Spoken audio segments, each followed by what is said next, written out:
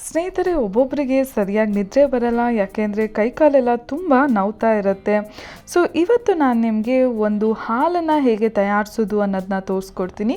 ಈ ಹಾಲು ನಿಮಗೆ ಒಳ್ಳೆ ನಿದ್ರೆ ಕೊಡುತ್ತೆ, ಕೈಕಾಲು ನೋವಿದ್ರೆ ಅದನ್ನು ಕಮ್ಮಿ ಮಾಡುತ್ತೆ ಮತ್ತು ನಿಮ್ಮ ಚರ್ಮ ಆರೋಗ್ಯವಾಗಿರೋದಕ್ಕೂ ಕೂಡ ಸಹಾಯ ಮಾಡುತ್ತೆ. ಸೊ ಬನ್ನಿ, ಇದನ್ನು ಮಾಡೋದಕ್ಕೆ ಏನೆಲ್ಲ ಬೇಕು ಅಂತ ನಾನು ನಿಮಗೆ ತೋರಿಸ್ತೀನಿ. ನಮಗೆ ಬೇಕಾಗಿರೋದು ಹಾಲು, ಅರಿಶಿನ, ಕಪ್ಪು ಮೆಣಸಿನ ಪುಡಿ, ಜೇನುತುಪ್ಪ ಮತ್ತು ಚಕ್ಕೆ ಪುಡಿ. ಮೊದಲು ಸ್ವಲ್ಪ ಬೆಚ್ಚಗಿರುವಂಥ ಹಾಲನ್ನು ತಗೊಳ್ಳೋಣ. ತುಂಬ ಬಿಸಿನೂ ಬೇಡ ಮತ್ತು ಫುಲ್ ತಣ್ಣಗೂ ಬೇಡ, ಒಂದು ಸ್ವಲ್ಪ ವಾರ್ಮ್ ಆಗಿ ಬೆಚ್ಚಗಿರುವಂಥ ಹಾಲನ್ನು ತಗೊಬೇಕಾಗತ್ತೆ. ಹಾಲಲ್ಲಿ vitamin B, potassium, vitamin D ಇದೆ. ಹಾಗಾಗಿ ನಮ್ಮ ದೇಹಕ್ಕೆ ಒಳ್ಳೆ ಪ್ರೋಟೀನ್ನ ಕೊಡುತ್ತೆ. ಅದಷ್ಟೇ ಅಲ್ಲದೆ ಆರೋಗ್ಯವಾಗಿರೋದಕ್ಕೂ ಕೂಡ ಸಹಾಯ ಮಾಡುತ್ತೆ. ನೆಕ್ಸ್ಟ್ ಇದಕ್ಕೆ ಅರಿಶಿನ ಹಾಕೊಳ್ಳೋಣ, 1/4 ಸ್ಪೂನಷ್ಟು. ಅರಿಶಿನ ಬಳಸೋದ್ರಿಂದ ನಮ್ಮ ಜೀರ್ಣಕ್ರಿಯೆಗೆ ತುಂಬಾ ಒಳ್ಳೆಯದು ಮತ್ತು ಹೃದಯದ ಆರೋಗ್ಯನೂ ಕೂಡ ಕಾಪಾಡುತ್ತೆ. ಆಮೇಲೆ ಮೆಣಸಿನ ಪುಡಿ ಹಾಕೊಳ್ಳೋಣ, ಇದನ್ನು ಕೂಡ 1/4 ಸ್ಪೂನಷ್ಟು ಹಾಕೊಳ್ಳಿ. ಮೆಣಸಿನ ಪುಡಿಯಲ್ಲಿ ಆ್ಯಂಟಿ ಇನ್ಫ್ಲಮೇಟ್ರಿ ಪ್ರಾಪರ್ಟಿ ಹೆಚ್ಚಾಗಿ ಇದೆ, ನಮ್ಮ ಮೆದುಳಿನ ಆರೋಗ್ಯನ ಕಾಪಾಡುತ್ತೆ. ಆಮೇಲೆ ಬ್ಲಡ್ ಶುಗರ್ನ ಕಂಟ್ರೋಲಾಗಿಡ್ಸೋದಕ್ಕೆ ಸಹಾಯ ಮಾಡುತ್ತೆ. ಕೊಲೆಸ್ಟ್ರಾಲ್ನು ಕೂಡ ಕಮ್ಮಿ ಮಾಡುತ್ತೆ. ಕ್ಯಾನ್ಸರ್ ಕಾಯಿಲೆಗಳು ಬಾರದೇ ಇರೋ ಹಾಗೆ ತಡೆಗಟ್ಟುತ್ತೆ. ನೆಕ್ಸ್ಟ್ ಇದಕ್ಕೆ ಜೇನುತುಪ್ಪನ ಹಾಕೊಳ್ಳೋಣ.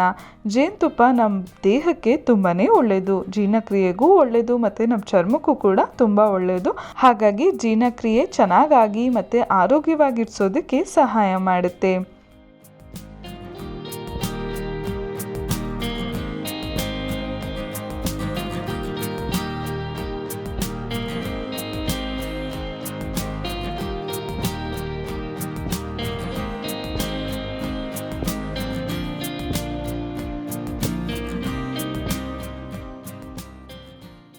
ಈ ಎಲ್ಲ ಇಂಗ್ರೀಡಿಯೆಂಟು ಚೆನ್ನಾಗಿ ಮಿಕ್ಸ್ ಆದಮೇಲೆ ಚಕ್ಕೆ ಪುಡಿನ ಜಸ್ಟ್ ಹಾಗೆ ಮೇಲ್ಗಡೆ ಗಾರ್ನಿಷ್ ಮಾಡೋ ಹಾಗೆ ಹಾಕೊಳ್ಳೋಣ. ನಾವು ಚಕ್ಕೆ ಪುಡಿ ಬಳಸೋದ್ರಿಂದ ಕೊಲೆಸ್ಟ್ರಾಲ್ನ ಕಮ್ಮಿ ಮಾಡಲು ಸಹಾಯ ಮಾಡುತ್ತೆ. ಅದಷ್ಟೇ ಅಲ್ಲದೆ ತೂಕನೂ ಕೂಡ ಕಮ್ಮಿ ಮಾಡುತ್ತೆ. ಈ ಹಾಲನ್ನು ನೀವು ದಿನ ರಾತ್ರಿ ಕುಡ್ದು ಮಲಗೋದ್ರಿಂದ ಒಳ್ಳೆ ನಿದ್ರೆ ಬರುತ್ತೆ. ಅದಷ್ಟೇ ಅಲ್ಲದೆ ಆರೋಗ್ಯವಾದ ಚರ್ಮನೂ ನೀವು ಪಡ್ಕೊಬೋದು ಮತ್ತು ಮೈಕೈಯೆಲ್ಲ ನೋವಿದ್ರೆ ಅದು ಕೂಡ ಕಮ್ಮಿ ಆಗಿಬಿಡುತ್ತೆ. ಸೊ ನೀವು ಕೂಡ ಟ್ರೈ ಮಾಡಿ ನೋಡಿ. ಮುಂದಿನ ಸಂಚಿಕೆಯಲ್ಲಿ ನಾನು ನಿಮಗೆ ಇನ್ನೊಂದು ಹೆಲ್ತ್ ಟಿಪ್ಸ್ ಬಗ್ಗೆ ತಿಳಿಸ್ಕೊಡ್ತೀನಿ. ಈ ವಿಡಿಯೋ ಇಷ್ಟ ಆದರೆ ಲೈಕ್ ಮಾಡಿ ಮತ್ತು ನಿಮ್ಮ ಅನಿಸಿಕೆನ ಕಾಮೆಂಟ್ ಸೆಕ್ಷನಲ್ಲಿ ಮೆನ್ಷನ್ ಮಾಡಿ.